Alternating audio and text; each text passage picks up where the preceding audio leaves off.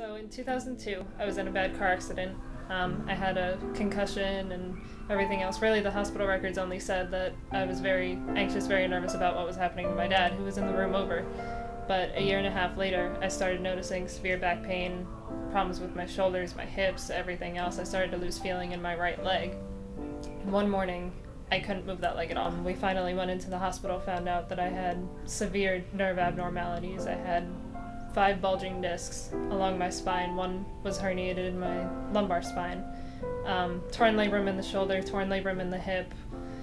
The list goes on. I was partially paralyzed on the right side for 6 years, still could not move that leg. Finally, we did a surgery to repair the torn labrum in the hip, and then we did a radiofrequency ablation in the neck. And finally, this leg could move again. I finally just said, you know what, they told me 6 years ago that I was never going to walk again, so I'm going to prove them wrong and I'm going to go run marathons. So I did. And that's kind of where my passion for running started. I just got out of bed one day and said, I'm going to do this because they told me I could. And since then, I've run 7 marathons. The one in January will be my 8th marathon event.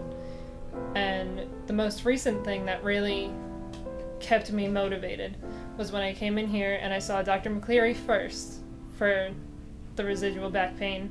He sent me to physical therapy, and they were just awesome. They kind of took me under their wing and said, you know what, we're going to beat the crap out of you, but we're going to make sure that you get better. And since then I haven't had any back pain.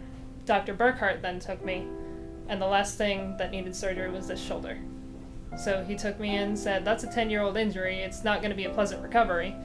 But he did the surgery, and a couple of months later, after more physical therapy, here I am doing this event and making sure that I can dedicate all of it to you guys, because it's because of you that I'm able to do what I'm able to do.